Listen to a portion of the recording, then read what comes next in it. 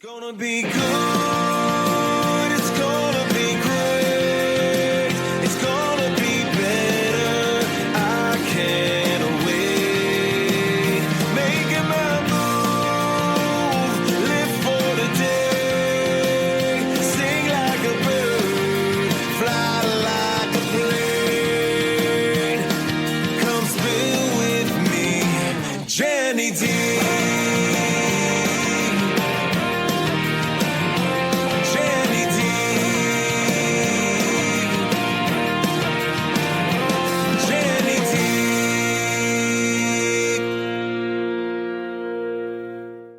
Hello, my beautiful people. Thank you for joining me with another episode of Spill With Me, Jenny D. I am so excited.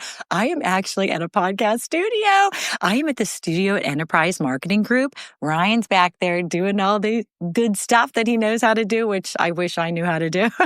This is part of the Enterprise Banks family of companies. So I'm so excited and so delighted to be here. I just feel like so professional now.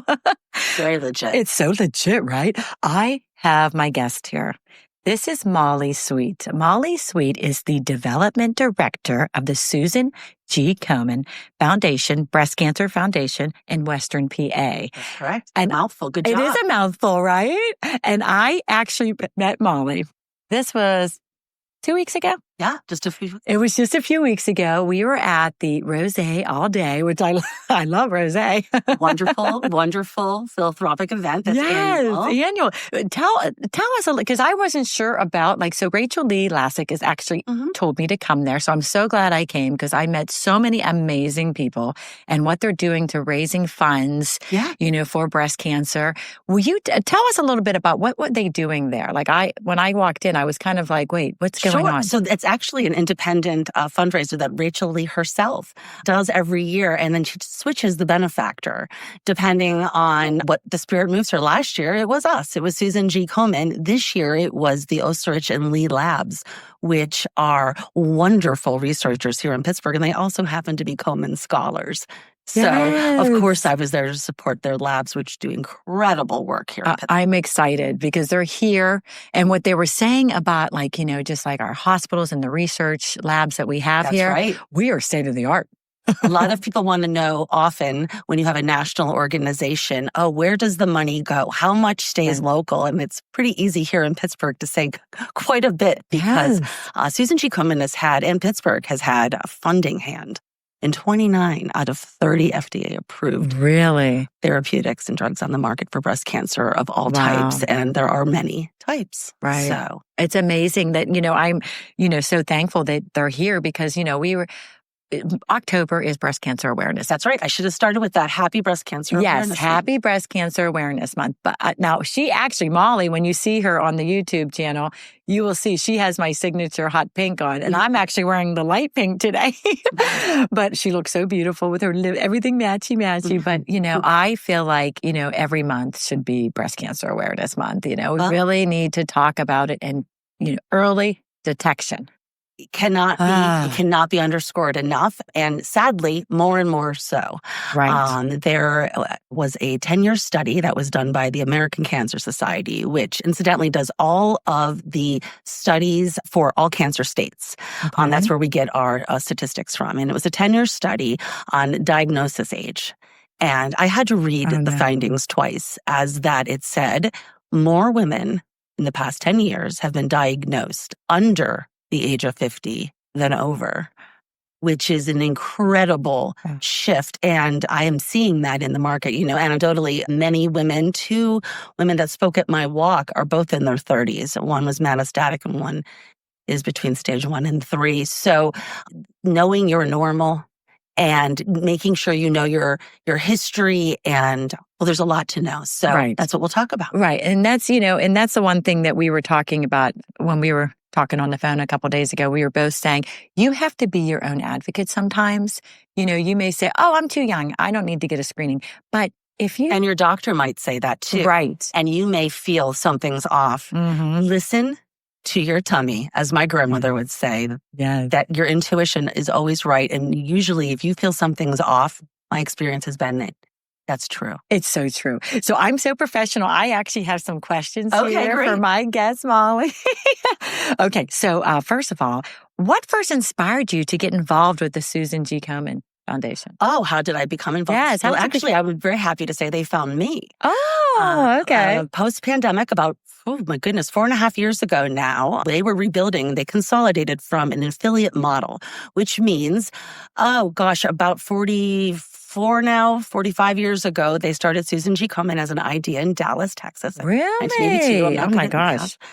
And every office that popped up across the country took direction from corporate, like we were going to encourage the idea of this race or this walk, but they were their own business. And so the continuum of care, could be spotty in certain parts of the country. So when we went under one umbrella right after the pandemic, and the idea was in the works previously, it really made everything so much better in that all of the services are now nationally based. We consolidated our funding from all of these different offices into one Komen. We got rid of all of the brick and mortar, not even a corporate office, all flows down to mission, which has made it incredible. I mean, it's wild in real time when everybody was cutting funding way back after the pandemic, and we're increasing cash grants to patients that need assistance. So I'm very proud of the work that we do. And since I've been in this disease state for over 4 years, I'm astounded at the need for way more awareness. The numbers are getting better, but they are really something that is alarming. 1 out of 8 women will hear the words, "You have breast cancer," in their lifetime. Those numbers are very real. There are 10 women on my Northeast team, and 1 just had a mastectomy. So the numbers are real, and the ages are getting younger. Right. So not to be a scary alarm, but just to be aware. It's reality, Yes. This is what we have to keep talking about. And the more and more, I almost feel like a broken record sometimes. I run into friends. I'm like, "Did you get your mammogram?" And they're looking at me like, "Oh, come on, Jen, it's not a big deal." I'm like, yes, it is a big deal. Early detection is so important. It is. And I think, it's not in my family, or it's this or that. Well, that brings me to a little quiz I'm going to give you. Oh, no. If you were to guess, what would you say the top 2 risk factors are to being a person that would be diagnosed with breast cancer? The 2 risk factors? The top 2. So I guess it's definitely not the genetic. What is that? I'm not telling you. You have to guess. Darn it. What would make you, what are the 2 highest risk factors to being a person that is diagnosed with breast cancer? Do you want me to give you the answer? Give me the answer. Being born female. Oh. And wait for it. Never said that. Getting older. 85% of diagnoses are people that do not have any sort of genetic connection. That said, you should also know your genetic background. 85%? Yes. So it isn't just because your grandmother had it that you could get it. And we are seeing many more women in their 30s and younger being diagnosed. Many people ask me why. We don't have the reasons why. No. It could be a myriad of factors. But with that, when I learned that, it stopped me in my tracks. Right. Because I was born female, and gosh darn it, I am getting older. I know. But you don't see, as women, we're like, well, not everybody's going to get it. It's something maybe that you feel like as you get older and you get in your 80s, and everybody's going to get some type of cancer, right? That's what you think, or that's what you see. Well, happening. I mean, we've made great progress since 1982. We've been able to really lowered the mortality rate by over 45%, which is remarkable. But still, every year, over 43,000 people lose their battle with breast cancer. And to put that into some sort of local perspective, that is a sold out PNC park. So I recently met my first patient that's a male as well. I was going to ask you that, Molly. How many, percentage-wise? It's 1 out of 1,000 men. So it's not nearly as relevant. But 1 out of 1,000. Okay. Again, same things apply. You find a little bump. Something doesn't seem right. There's a discharge. Something's not correct. You feel off. The gentleman I just met, his wife said it's probably nothing. He had it tested, and he is now in treatment. Oh, my goodness. And in great shape, not incredibly old, maybe about 60 years old. So you just have to kind of just educate yourself. Right? Educate about yourself. instead of being afraid. I hear that a lot. Right. people don't get The their unknown, you don't mammogram wanna because know. they just don't want to know. Right. It's not very smart. Right. And they're scared of just the whole, I mean, you're in and out of there so fast. I mean, Oh, yeah. doing like, Yeah. but in case I do the same question, just be like, Yeah, Jen, I no already answered problem. you. Okay. No problem. What does the Komen mission, ending breast cancer forever, mean to you personally? Well, I think first of all, I was surprised when I started this job. I came from another disease state, and I was very surprised to learn how many differing types of breast cancer there are. I Some have are no much more idea. invasive. Some grow based on hormones. Some do not, Right. hormone positive. So there's a lot of factors, and there's a lot of differing studies based on. I know here in Pittsburgh we have a study on lobular cancer. I mean, there's just so many, and so What would you say? How many? oh God, don't do that to me. I don't know. There's probably at I least want to know 15 different everyone. types. Yeah, there is a 50. lot. Oh, Yeah, it's not like when I was geez. in liver, it was kind of like you could have, cirrhosis or liver cancer. There weren't Right. really a ton. Just you know, the there word yeah. cancer is just the scariest thing to hear, as Sure. a woman or men. But personally, you feel like this is a mission for you too. Yes. Well, I mean, like I said, they found me and I was thrilled because being in nonprofit, I knew that this had a big reach. This organization's been around for an incredibly long Right. time. And Susan G. Komen, I'm very proud to say, has donated the most to research, $1.1 billion, Oh my God. the most next to the U.S. government. Wow. So the work is being done, and I'm so proud to say that we have 2 people doing that research right here in Pittsburgh. No, So I'm so excited. we're probably about that. going to be doing some sort of incentive with them again this year of a tour of those beautiful labs. I definitely want to get them some of our on my top fundraisers. show. Oh, well, they're wonderful. When I first had And her them speak- accent or they're just great. German? She was German. Dr. Ostrich is German and Yes. Dr. Lee, I believe, is English. Oh my gosh, don't quote me on that. Yeah. But they're just fabulous. And I had an event when I first started and I needed them to be there to just talk about the work they're doing. And I remember saying, just explain everything in layman's terms. yeah. And they said, we speak lay real well. I know. And they really do. I mean, everyone's always riveted when they share what they've been doing for all of these years. They were amazing. I was so excited to meet them. But I mean, so how have you seen the organization evolve since like the early days? Right, I mean, so I know so how long have you been? 4 years, 4.5 years. 4.5 years. So Yeah. have you seen like a lot of progress? Or- Huge progress. So we had just consolidated when I started. So they were almost regrowing, kind of like building the plane while you fly it. And it's fun when you get on the ground level of something that's, is going to take off and you get to help make those decisions, right? I was on some advisory groups and the bonds, we are a company that is virtual. So I talk to all over the country every day. I'm on teams with people from all parts of the country. And we do still have the race for the cure. I wanted to touch on that because here in Pittsburgh, we were one of the very first races for the cure. And you know how we love our tradition here. Oh, right? yeah. So yes. over 35 years, I believe, at this point. Really? At Shenley Park, same place. Everybody knows it was always on Mother's Day. Oh, yes. And on 3 Sunday. years ago, we had to move it. And that is because CMU changed their academic calendar and their graduation is on Mother's Day. Oh. So we moved it to the week following, and I was so pleasantly surprised to find that surveyed very positively. I think a lot of the modern day moms would like to have Mother's Day to them. Yes. Yeah. Because I do remember walking in Shenley Park. My aunt was diagnosed and we went with her. And it was just seeing all these women and seeing all these vendors there and people just supporting each other. Like, I love it. Oh, it's a beautiful day. It's a celebratory For a family, day. yes. It's an educational day. It's a celebratory day. It's always great when the sun is shining, which, knock on wood, it has been for the past couple of years. I know. But the reason that many nonprofits, not just Susan G. Komen, moved to what we call a walk model is because there's no barrier to entry. It's all inclusive. It's free to register for the More Than Pink Walk. Right. And it's called that because we're more than just the color pink. Called the More Than Pink Walk. Oh, I get And it. I would say across the nation, probably about 85% of the events now are the More Than Pink Walk. And a few where the markets make sense do the Race for the Cure. So in my market, that would be Washington, D.C. and New York City. Okay. And those are timed races that have registration fees, and it's a completely different model. We do a fundraising model. So everyone is welcomed. You can literally register that morning. Oh, really? You can show up with your family and register. I love that. To receive a participation, say that. Right. I know, I can't. Participation t-shirt.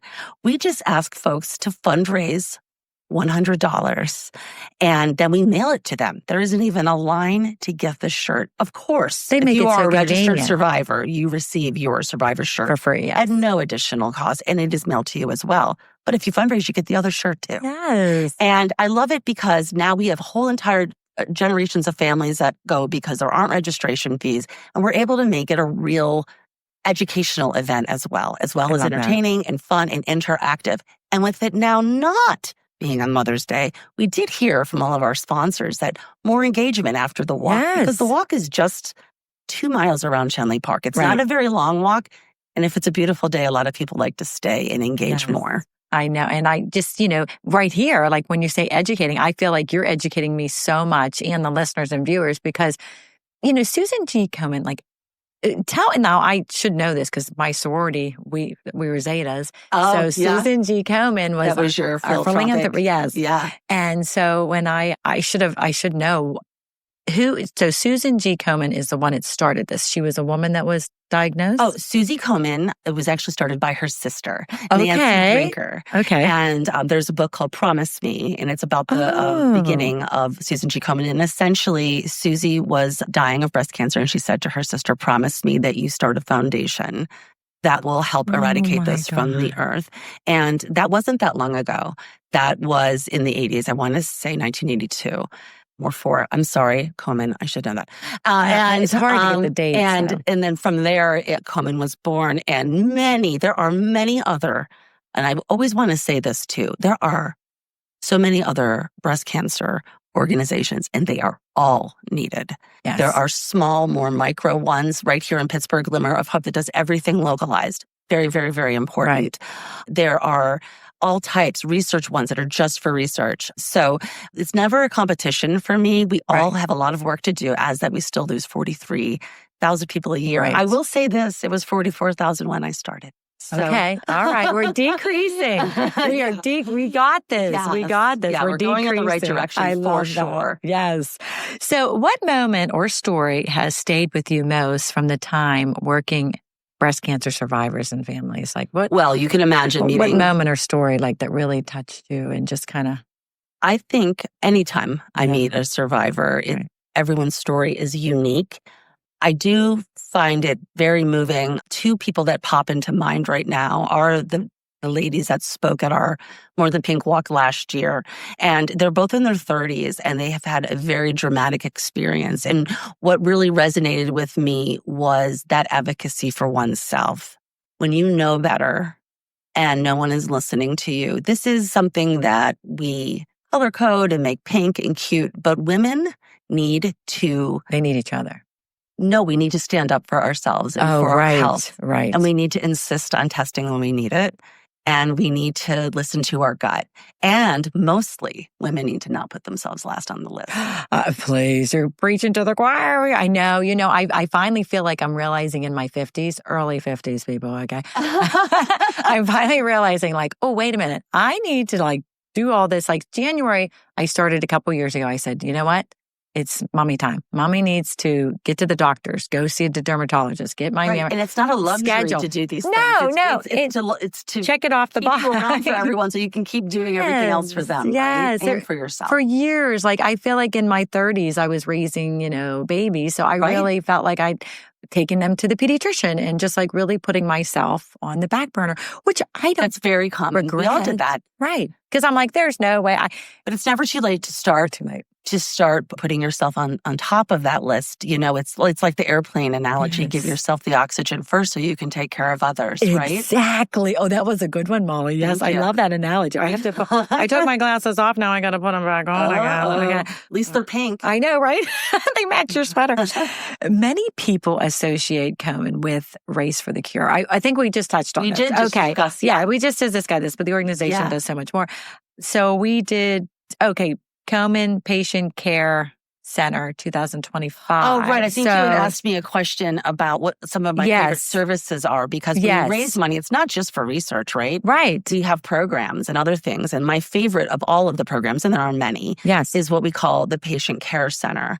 It's beyond Is fantastic. that new? Is that something new? Well, it's new since we consolidated in that it's now national.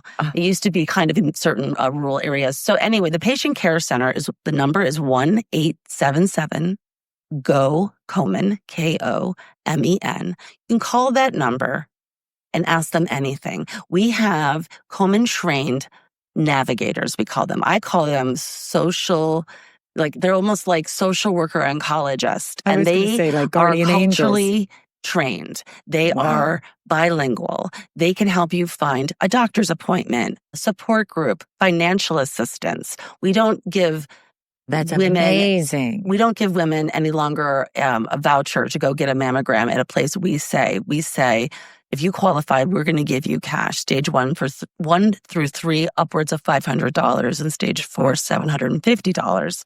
Just we give the women the cash. What we have found in our surveys is most of these funds are used for utilities, transportation, babysitting, elder care. They just need to get to their appointments. And a lot of folks have to take time off of work, right, to go through treatment. And so of course, it's the electric, it's the gas. So this is what we're able to do and get people the treatment that they need. And that's just one part of the Patient Care Center. And I actually thought you might be asking me about this. So I pulled up little facts from 2020, past year, for just Pennsylvania. The Patient Care Center has served 1,301 people. 554 of those women received financial assistance, and that is to the tune of $219,600 just in PA that was granted out from people fundraising and working towards a cure. So we're helping the patients as well as funding research, as well as doing advocacy and uniting the community. So it's a 360-degree approach to the disease state, which needs to happen because there are so many facets to it, right? Wow, Molly. Like, this is something that I didn't even know existed. So I'm so glad that you brought this up and told us all I actually had. I'm so thrilled. I was just able to get through one of my contacts. And I think 5 of the Hillman Cancer Centers are helpline number in the waiting room, so that'll be able to help people out. They're sitting there maybe feeling a little overwhelmed, and they can call and get talked through what's next or what they can expect. That is such nice care. I actually had a friend of mine on, this is when I first started my podcast, and she was talking about her journey with breast cancer. And she's a single mom, and she was living in Ohio. And she was telling me about the different programs that are out there. Like you said, somebody can come pick you up, take you to your appointment. Some lady come in, do your grocery shopping, clean your house. I'm like, this is amazing. I forget what she said some of the groups were, but there's so many groups. There are many. And that's why I love the 877-GO-KOMEN, because you can be directed by a navigator to where those are in your city. In your city, exactly. Yeah. I was just, I was... There is help out there, because it can be incredibly overwhelming to receive a diagnosis. Right. From what I can understand, you're then told about 5 different doctor's appointments you need to go to. And I can't even imagine. So I love that we do have our wonderful patient navigators. Yes, I love that. And, thank you for, for all that you guys do for everyone. So what are some of the biggest myths or misconceptions about breast cancer you wish more women would understand? I know we talked about the 2. I think I went right out of the gate with that, but I would say that just because it isn't in your family doesn't mean you aren't at risk for getting it. Also, if you've ever been told things like you have dense breasts. I do. I have extreme. Right. So that is a high risk because they're just harder to see through. Yeah, right? It's more, the mammary tissue is actual tissue versus fat. That's all that means. Is that normal though as we age, like as women? So not everyone with dense breast or not. Oh, you're kidding. Because then I thought, well, because I have a bigger chest, that's why I'm dense. No, you can have a big chest. And sometimes you ever notice people that can lose weight and they lose their chest a little bit? Yes. So when I lose weight, those girls are still there. Me too. Because we have dense breast. Oh my. Okay. Yeah. So there's more tissue, so to speak, to examine, and it's harder to see through. So often, if you're at a certain level of density, they'll want you to do an ultrasound. Right. Or 3D mammogram is highly recommended. I've done an MRI just last year for the first time. Did you? Yes. So I think when I went on last year and I talked about, because I'm all about real people, real stories. Yeah. When I went on and talked about, I was literally had the shirt on. What do you call that when you're at the mammogram? You have it was like the robe? The robe, yeah. I guess it's called a robe. I was sitting there and I was just so nervous and so scared. But I was like, you know what?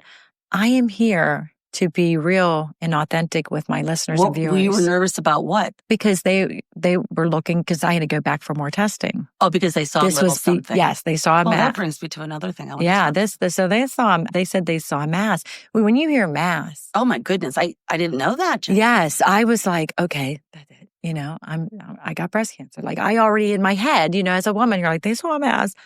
Then, it feels like people either do that or they just, there's no way. It's just nothing. And often doctors will say that. Oh, it's probably nothing. Right.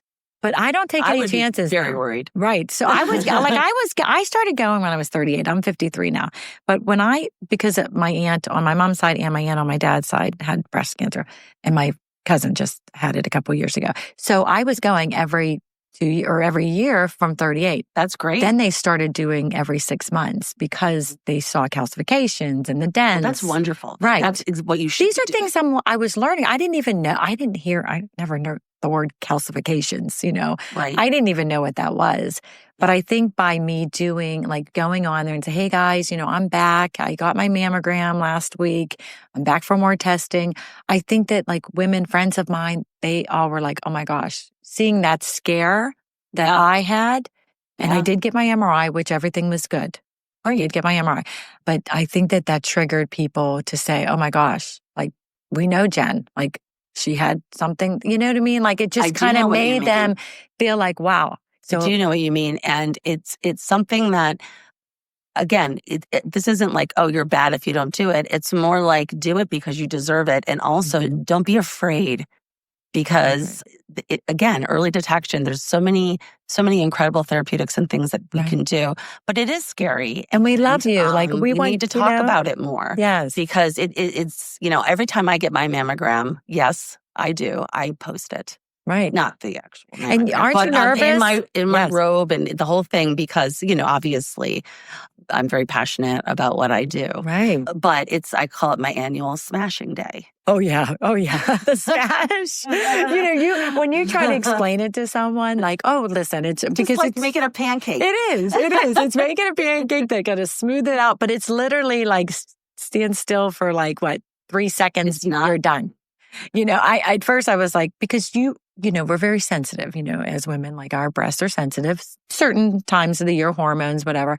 So sometimes you feel like, oh, a little, but it doesn't hurt at all, It's just a pinch. It's worth it. Not even it's just something that I feel like now it's because I've been doing it for so many years that it's nothing. And I'm trying to get the word out there to a lot of women that say that they're afraid the unknown. This is what I said in one of my when I was doing a post. I said, wouldn't you rather know than not know? Because it's the responsible thing to do as well for your family and your loved ones, and your because friends. You want to take care of yourself. They need you around. They do need you. There was something you were going to say when you said, "Oh gosh, don't ask me what I was going to say. I don't remember." I was going to talk about the legislation. Oh, okay. You mentioned. When I was talking about. Yeah, so I was going to talk MRI about we were talking about that you had additional supplemental testing. Yes, and this is what I get. Passionate about this, and we currently in Pennsylvania. That's why it's very important that we discuss this. We have current legislation that we very desperately need to pass. It has been introduced a few times and not made it. It has been reintroduced by State Representative Kim Ward. And the bill was reintroduced. And now I'm happy to say it has made it to the Pennsylvania Senate. And it's Senate Bill 88. And here's what it means. I know. Tell me.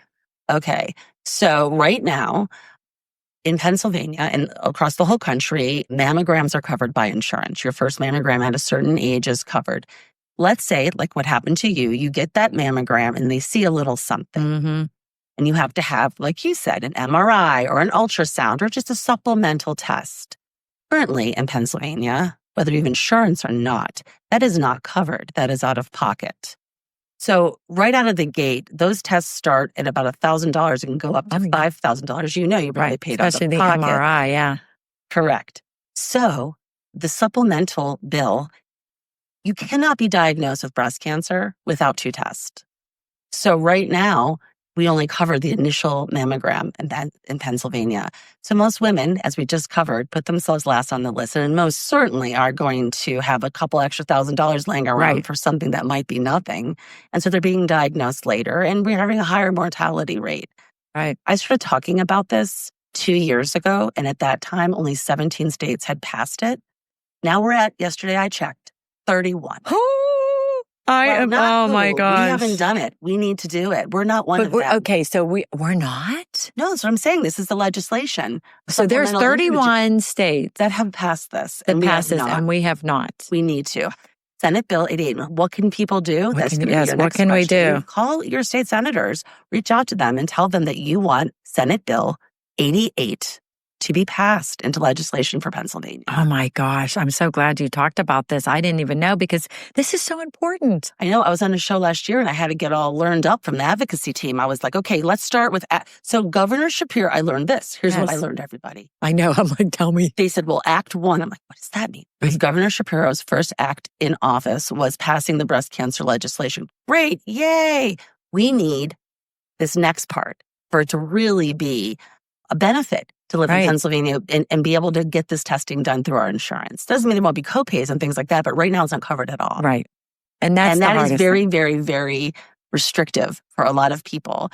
And it's alarming because we know if we catch this early, we're saving lives and also costing all of these insurance companies a lot less. Yeah. So if you think about it, okay, so say when I went and they said, oh, you need extra testing, you need an MRI. And I'm like, you know what? I can't afford an MRI. That's what happened. So then I don't get the MRI and I go back for that next mammogram a year later. And they're like, why didn't you get the MRI? Well, I couldn't afford the MRI. And then very easily in a year that could be metastasized. I know. If it was cancer. So metastasized means move to other organs. Most breast cancer, in the old days when we didn't have breast cancer, remarkably. Right. What did people die of? Well, they died of where it metastasized to. They would say the brain, the bone, the liver. These are the most common places it goes to. That's what metastasized means. It's spreading. So when you catch it early and you localize it, like any cancer, and doesn't always mean a mastectomy. It means many things, like I said. So it's just really important to know you're normal. And that means just know your body. Right. If something feels a little weird, Yeah. That's when you have to speak up. I never thought, when we do breast exams, I remember like being in college and when we were talking about these becoming like, okay, well, you just lift your arm up and you get, because especially like under your arm, like a lot of women don't think about that could just go right up there. What is that? Your lymph node? Lymph node. Yes. Yeah. Mm-hmm. So sometimes you're not really checking that because I'm always going on the top, but I mean, I wish like maybe we should do it right now. Do an exam right. This is PG. Well, they do have those cards that you can put in your shower and such, but I think I get a little, honestly, worried about that because I think, oh boy, here I go with an opinion. But I think that it's very dismissive of women to say, we can just test it ourselves and it'll be just totally fine. There are many things that we can't feel but with our fingers. And often when you find it, it's pretty progressed at that point. So I think it's important to underline that we're worth the test. We are worth the testing. Thank you so much. So Senate 88. I hope Senate Bill 88. Everybody heard that. Senate 88. Call your local senator and, I mean, just like, this is so important. It is. So, okay. So let me get my glasses back on first. Okay. So I think we kind of basically touched on, how early should women begin thinking about breast cancer and what steps should they take at each decade of life? Because I feel like, we were just talking about. I think we should start earlier. I think it should be a conversation that families have. I think moms who are the primary caretaker of most children should talk about it with their girls. So the doctors aren't like, if you think, you're going to your primary care, you go to your gynecologist. Like, who is the person that should be saying, hey, Molly, you're about 35. Oh, I mean, in the perfect world, it would be your primary care doctor and your OBGYN. However, as in anything in life, it's very important to be your own advocate and to arm yourself with knowledge. A lot of people just think, oh, that's not in my family. And like we've already covered, that does not rule you out for having an issue. And you'll really kick yourself later when you realize that maybe something could have been done. Exactly. That's not to say, that it's anyone's fault or anything like that, Right. but need to really put ourselves top on the list. So what age would you think? Well, it's recommended 40. So 40 is still the recommended age. That's still the recommended Okay. age. It can be changed by your doctor based on certain factors.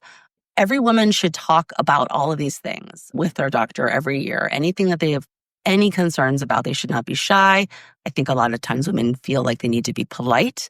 We have the disease to please. Right. We don't want to be rude. We don't want to keep the doctor too long. We don't want to do. No. Yes. Ask the question. If you're feeling a dimpling on your breast and it feels weird or there's something off, tell them, especially if they're just doing a routine exam. They're not going to be going in depth. Right. So they might order something. And that's why I'm, again, so passionate about the legislation, because it's important that women can get this testing done. You know, when you were saying that, I remember being in my 40s. I was probably going through perimenopause, didn't even know it. But I remember I thought I was a hypochondriac because I would go to the doctors and I had all these, remember that commercial with all the Post-it notes? That was me. Because I'm like, oh, I think I have this. I think I have that. I have, frozen shoulder. I have restless leg. So I was like embarrassed. But I'm like, I would come in with my notes and I'd say, okay, so I have this. You need anxiety medicine. Okay, well, so now you're touching on what I'm really trying to say. Yes. Which is, shh. Yeah. Just be a good girl. Uh-huh. Don't worry about it. Right. There's a lot of that. It's systemic, okay? It's built into our society. It made me feel isn't like I was men going versus crazy, women. Right, well, it's almost like a gaslighting, right? So exactly. just listen to your tummy, my grandmother would say. If you feel like something's off, what my dear friend Maria Costa, who is one of our speakers at the walk, she's in her mid-30s, and she just knew something was wrong. And they were like, did you have caffeine today? You're just dismissive. And she's still very emotional when she talks about it. She's had incredible setbacks and her spirit is incredible. And she just keeps showing up every day. She's a fighter. She's a warrior. But, she also knew something was off. Right. And so that's why I was bring her up, because she just knew, and she was, but not everybody has it. I'm in so their glad she personality. spoke up, though. Yeah, I'm but so a lot glad. of women, most women would not, I think, especially in the older generation. So it's just really important to just know you're normal, know what your body normally feels like. And if something doesn't feel right, definitely tell your doctor.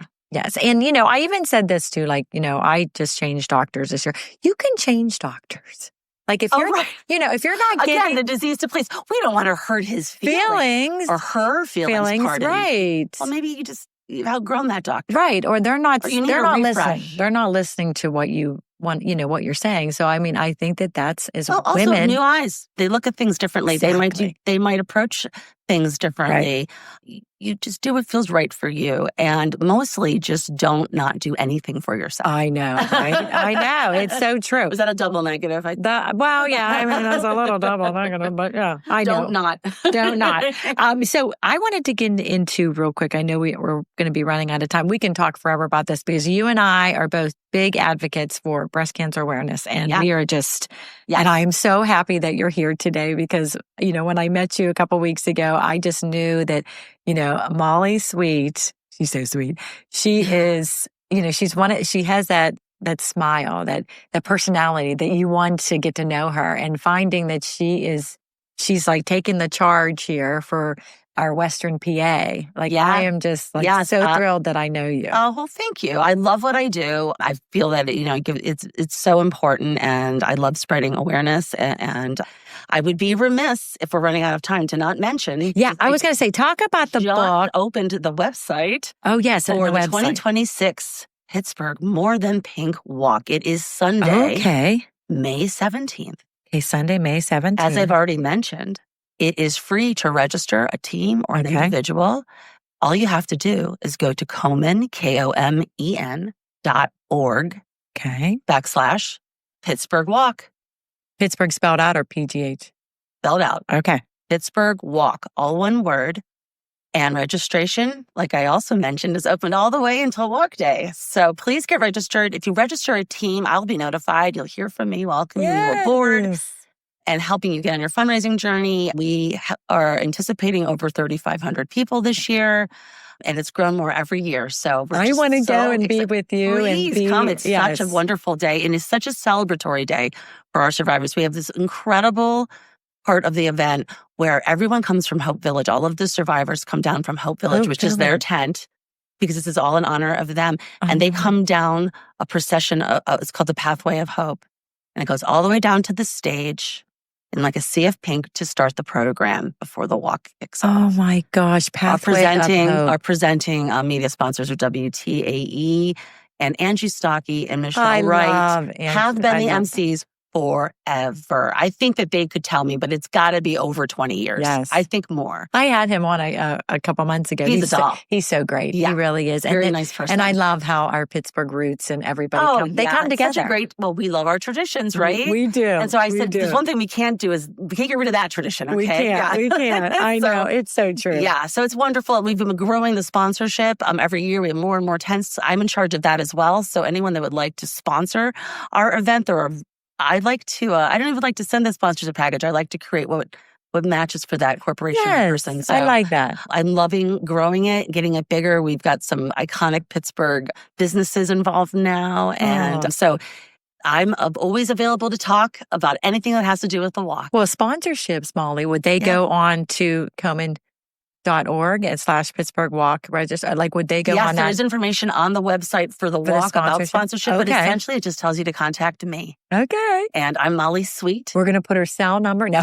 Yeah, not my cell number, maybe. You'll be ringing off the hook. It's Molly Sweet. But it's sweet. It's just like it sounds, like a sweet tooth. So it's msweet@Komen.org. And there's just one Molly. So I'll get to you as fast as I can. Yes. But this month's just been so fun with all of the fundraising activities with it being Breast Cancer Awareness Month. I've been kind of everywhere, but it just is, I'm catching the pink wave, and I was so thrilled to get the walk registration open this month. I love that, the pink wave. I'm all about pink. Yeah. When I first started. Lucky I like it so much, right? I know. I just love it. And it brightens up your day. And I really believe that the pink, can help, women that are struggling, that are going through, breast cancer. So I really just, I don't know, whoever came up with the pink was very smart. Yeah, I agree. I agree. And then we had what we call like pink outs, pink wash, where people thought it was just all about pink, and it wasn't. So that's why we call it the More Than Pink Walk, actually, because it's a lot more than just a colorism. You're right. It really is. Yeah. No, I don't know if was there anything else? Was there another? No, I just wanted to mention that the walk registration is open. About the book, though, did you want to mention yeah, that is really, we were talking about earlier before we got going about, sharing information like this with your children. Right. A lot of women, as we've learned, are being diagnosed younger, and it's quite scary. And our CEO of all of Susan G. Komen, Paula Schneider, just published a new children's book. She's a survivor. It's called Love Stays Strong. She's on a book tour right now. Wow. And this book is inspired by her own experience as a survivor, and it was created to help parents and other adults speak to children about serious illness. Not just breast cancer, any serious illness. And I think it's a helpful book also for to talk about grandparents' illnesses or anything like that. So it's really a book about the strength of a family's love, especially during a time of illness. So I'm very also encouraged that our CEO is publishing children's books. It's amazing. It's a wonderful organization. What can I say? I know. I drank the pink Kool-Aid. Yes, you did. I want some of that pink Kool-Aid too. Is there anything else that we didn't touch on? We talked about the bill. I just want to say one more time, 1-877-GO-KOMEN if you have any questions or need any direction or assistance.